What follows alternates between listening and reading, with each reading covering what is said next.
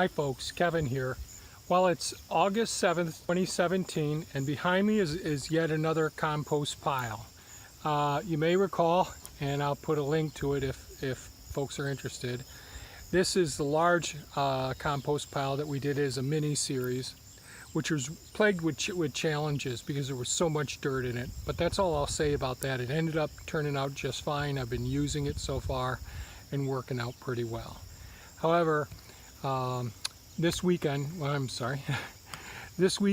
so 2 days ago, today is Monday the 7th, on Saturday the 5th, I went and picked up just less than 2 loads. It was actually 2.5 loads in my 6-yard, 12-foot dump trailer, but half of the material was actually loose hay. So I'd say in total of compostable material that isn't airy, like hay that's real fluffy that just was picked up in the pasture, there's probably 1.5 loads, about 10 cubic yards. That's in the pile behind me. Now yesterday and the day before, I also was doing lots of weeding. We've had such cold, wet spring and summer. So many of the weeds just got out of hand. And yesterday I weeded the keyhole gardens, and that's an area that I'm destroying now, and there'll be video about that pretty soon.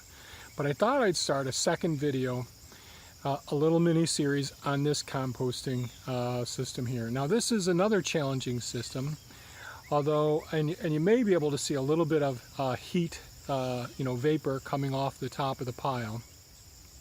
So it was just gathered 2 days ago, and over the last 2 days I've been piling up all the weeds.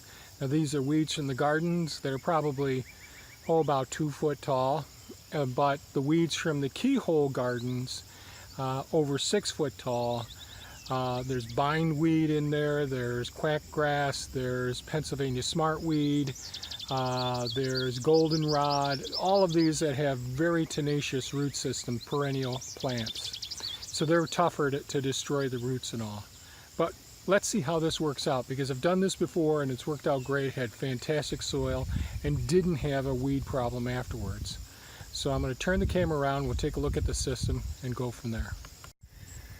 So here's some of the cauliflower material here. There's some of the hay, and you can see some of the grasses and weeds, and you may be able to see some of the warmth coming off of the pile. I stuck 2 thermometers in there yesterday, and this one shows that we're just over, we're almost at 165 right there degrees Fahrenheit. And that's a critical point. Once we hit 165, over here in this location, we're at 140. So we're about the ideal circumstance to go ahead and turn this pile. Once we get up over 165, we start depleting the oxygen and we go anaerobic. So it's really important to turn this pile now. I just can't wait any longer. So I'm going to go ahead and pull the thermometers out, turn the pile, and try to get as much of this weed material into the center of it for right now, so that can also get started. So here we go.